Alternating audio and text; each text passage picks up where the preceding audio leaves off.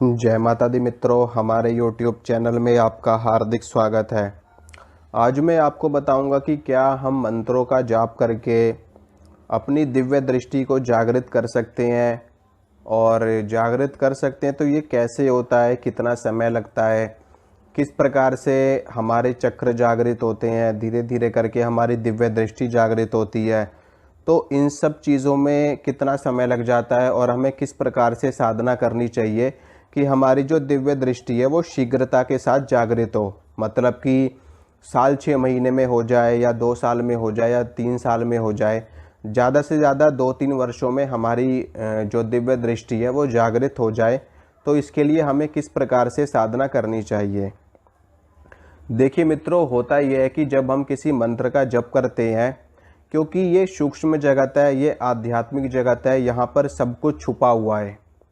सब कुछ यहाँ पे छुपा हुआ है। आप खुली आंखों से कुछ भी नहीं देख सकते। आप खुली आंखों से देखोगे तो आपको बस खाली स्थूल चीज़ें ही दिखाई देंगी। सूक्ष्म जगत की चीज़ों को देखने के लिए तीसरी आंख की आवश्यकता पड़ती है, दिव्य दृष्टि की आवश्यकता पड़ती है। जब वो हमें प्राप्त हो जाती है तो हमें सूक्ष्म जगत की चीज़ें दिखाई देने लगती हैं और उनसे हमारी बातचीत भी होने लगती है, और हम उनके लोकों में जा सकते हैं, उनके साथ विचरण कर सकते हैं, उनके साथ में हम बातचीत कर सकते हैं और उनसे अपनी समस्याओं का समाधान भी प्राप्त कर सकते हैं।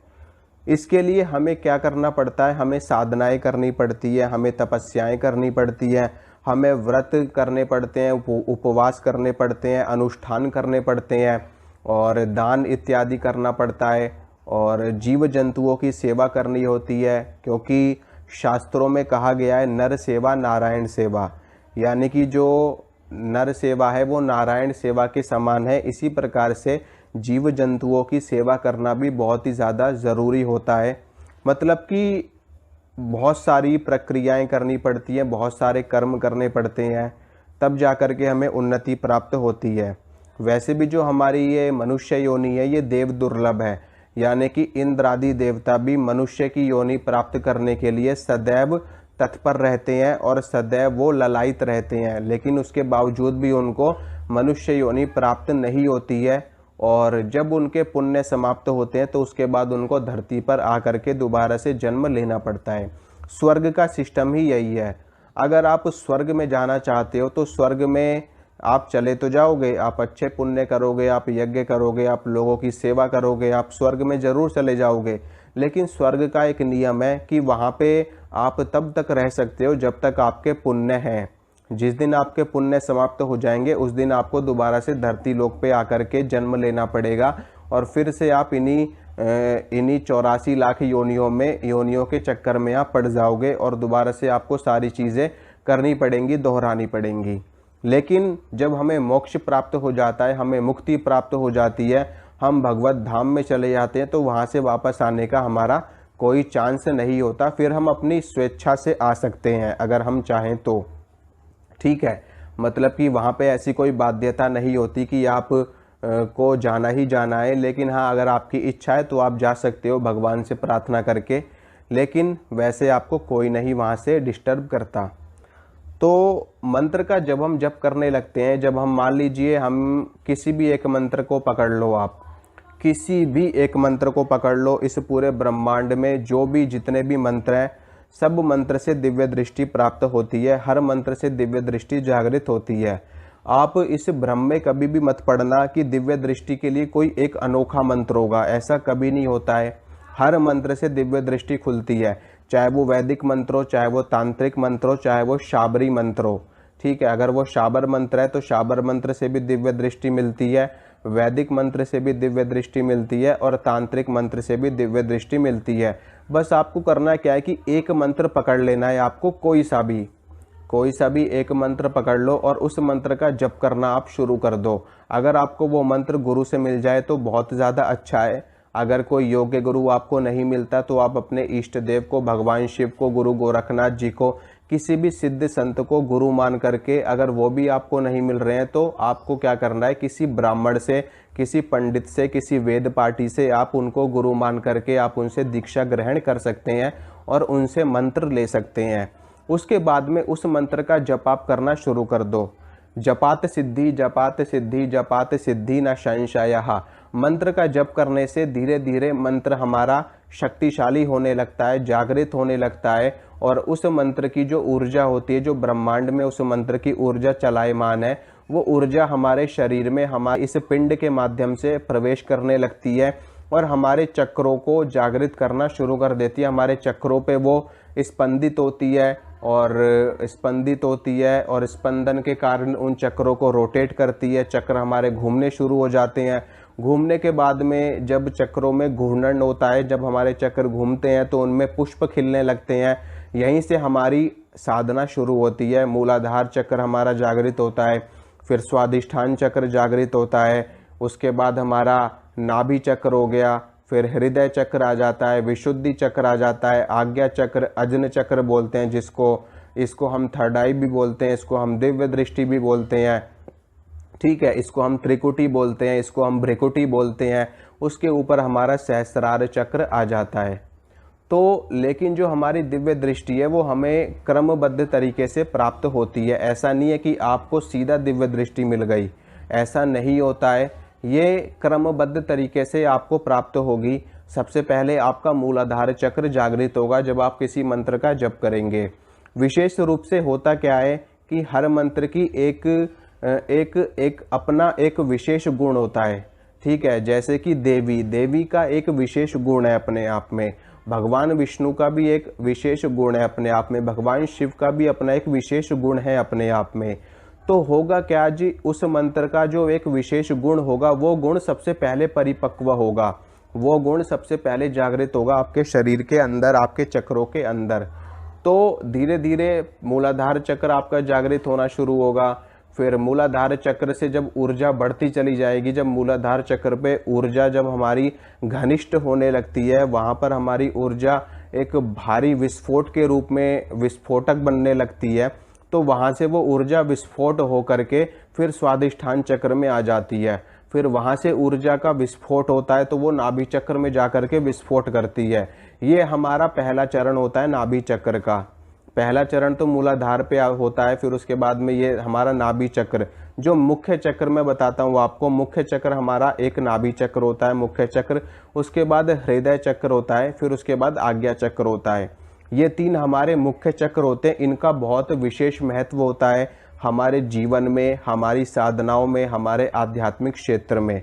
तो नाभि चक्र पे जब विस्फोट होता है तो बहुत भयंकर ऊर्जा निकलती है, और जब ये ऊर्जा का विस्फोट होता है हर तरफ नीले रंग का प्रकाश फैलता है, ठीक है, नीले रंग का प्रकाश फैलता है। और यहाँ पर बताया जाता है कि भगवान विष्णु का स्थान होता है नाभि चक्र में, और जब यहाँ पर ऊर्जा फूटती है, ऊर्जा का यहाँ विस्फोट होता है, तो साधक का खाने पीने की इच्छा नहीं करती, यानी कि उसका वैराग्य होने लगता है भोजन में वैराग्य साधक का होने लगता है। और वो उसकी जो जीभ होती है ना, वो मतलब कि किसी भी चीज़ को देख करके आकर्षित नहीं होती, वो सिर्फ इतना ही भोजन करता है जितना उसके शरीर को जीवन जीने के लिए आवश्यकता होती है। नाभि चक्र से आगे जब बढ़ती है हमारी ऊर्जा, मंत्रों का जब हम करते रहते हैं लगातार, इन सभी चीज़ों में मंत्रों का जब हमारा लगातार चलता ही रहता है, मंत्र का जब हमारा नहीं रुकता। मंत्र का जब आप कैसे करोगे, देखो, उपांशु जब भी आप कर सकते हो, मानसिक जब भी कर सकते हो, और वाचिक जब भी आप कर सकते हो। सबसे श्रेष्ठ जप जो बताया गया है वो है मानसिक जप। अगर आप मानसिक जप करते हो तो आपको जल्दी सफलता मिलती है बजाय उपांशु जप के और बजाय वाचिक जप के। तो अगर आपका मंत्र छोटा है, उसमें आपका ध्यान लग सकता है अच्छे से, क्योंकि मंत्र जितना छोटा होगा ना उतना ज़्यादा अच्छा रहता है मानसिक जप करने के लिए। सबसे छोटा मंत्र नमः शिवाय, पंचाक्षरी मंत्र है नमः शिवाय, इसमें ओम भी हटा दो, आप ओम लगाओगे षडाक्षरी बन जाएगा, खाली पंचाक्षरी की बात करता हूँ यहाँ पे। नमः शिवाय बहुत छोटा मंत्र है और ध्यान लगाने के लिए बहुत ही सर्वश्रेष्ठ मंत्र ये है। इसमें आपका ध्यान बहुत अच्छा लगेगा। मानसिक जप आप इस मंत्र का बहुत आसानी से कर पाओगे, क्योंकि मानसिक जप में होता क्या है कि जो हमारे प्राण होते हैं वो उनमें थोड़ी सी डिस्टरबेंस आती है। जब आपकी जो श्वास एक नॉर्मल तरीके से चल रही है तो उसमें एक डिस्टरबेंस आती है जब आप मानसिक जप करोगे किसी बड़े मंत्र का। तो अगर बड़ा मंत्र है तो आप उसका उपांशु जप करिए, और अगर छोटा मंत्र है तो आप उसका मानसिक जप कर सकते हैं। फिर उसके बाद में नाभि चक्र से ऊर्जा ऊपर उठेगी, हृदय चक्र में आएगी। हृदय चक्र में विस्फोट होता है बहुत तगड़ा जब ऊर्जा यहाँ पे पहुँचती है। यहाँ पे जैसी ऊर्जा का विस्फोट होगा, जैसी ऊर्जा पहुँचेगी, आपको घबराहट, बेचैनी, उल्टी जैसा मन, और आपको अच्छा नहीं लगेगा कुछ भी। आपका ऐसा मन करेगा कि बस एकांत में पड़ा रहूं, कोई डिस्टर्ब ना करे मेरे को, ऐसा आपको महसूस होगा। इसके साथ में आपका हृदय शुद्ध होने लगेगा, आपके हृदय में शुद्धता भरने लगेगी। हर किसी के लिए आपके मन में करुणा भरेगी, हर कोई व्यक्ति आपको अच्छा लगेगा, आपका शत्रु भी आपको अच्छा लगेगा, उसके लिए भी आपके भाव अच्छे होते जाएंगे। ठीक है, फिर आगे बढ़ेंगे, विशुद्धि चक्र आएगा, कंठ चक्र आएगा। यहीं इसी कंठ चक्र में भगवान शिव ने विष को धारण कर रखा है, इसीलिए उनको नीलकंठ कहा जाता है। तो यहाँ पर जब आपका चक्र आए, वो ऊर्जा जब यहाँ पर पे आएगी, आपकी कुंडलिनी शक्ति जो आएगी, फिर यहाँ पर विस्फोट होगा। यहाँ पे विस्फोट होगा तो आप सिद्ध बनने लगोगे, यानी कि आपको सिद्धता हासिल होने लगेगी। आप जो बोलोगे वो चीज़ हो जाएगी, आप जिस चीज़ के लिए प्रार्थना करोगे वो आपको प्राप्त हो जाएगी।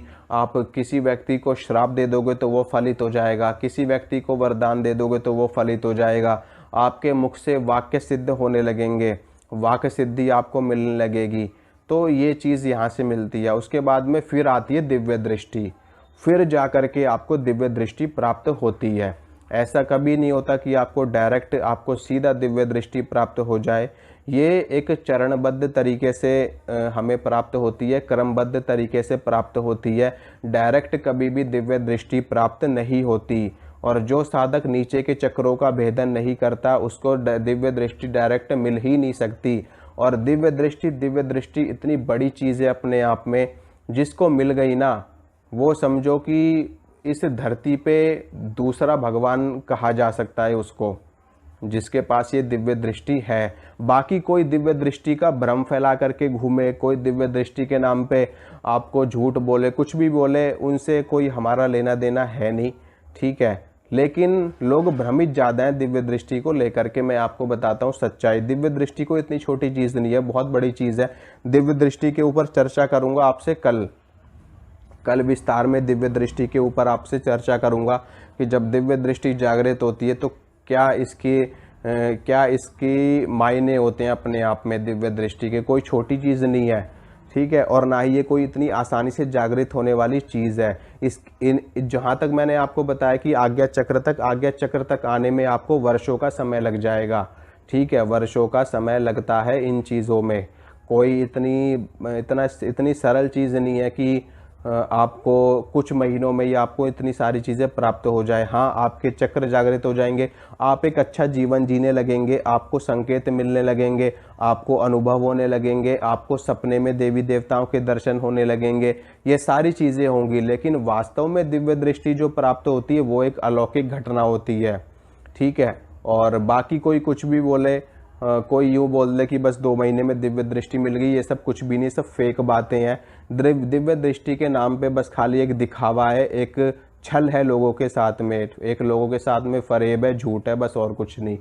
तो दिव्य दृष्टि के बाद में सहस्त्रदल कमल आता है, सहस्रार चक्र आता है, और यहीं पर देवता का आसन विराजमान होता है। माँ भगवती यहीं पर सहस्त्रदल कमल पे निवास करती हैं, यही उनका आसन होता है।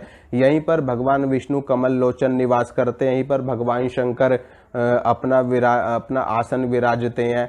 यहीं पर हमारे देवी देवताओं का आसन विराजमान होता है सहस्त्रदल कमल पे, और यहीं पर हमें मोक्ष की प्राप्ति होती है, हमें निर्वाण की प्राप्ति होती है, हमें भगवत धाम की प्राप्ति होती है। यहीं पर हमें बैकुंठ, गोलोक, देवी लोक, भुवनेश्वरी लोक, शिव लोक कह लो, कुछ भी कह लो, सब ईश्वर के ही अलग अलग स्वरूप हैं। तो इस तरीके से चीज़ें होती हैं, और इन सभी में वर्षों का समय लगता है। रियलिटी यही है कि वर्षों का समय लगता है। कोई आपसे कुछ भी बोले तो वो मैटर हमारा है नहीं। कोई क्या कर रहा है, कोई कुछ कर रहा है, कोई कुछ करे ना करे, राम जाने। ठीक है, तो यही चीज़ मैं आपको समझाना चाहता था। कल बात करूंगा आपसे दिव्य दृष्टि के ऊपर कि जब दिव्य दृष्टि प्राप्त होती है तो हमें किस तरह की शक्तियां मिलती हैं। वास्तव में जब शक्तियां मिलती हैं तो किस तरह की मिलती हैं, और दिव्य दृष्टि जिसकी जागृत है वो व्यक्ति क्या क्या कर सकता है और क्या क्या नहीं कर सकता। ठीक है मित्रों, मिलूँगा आपसे अगली वीडियो में। वीडियो को लाइक कर देना, शेयर कर देना, सब्सक्राइब कर देना। जय माता दी।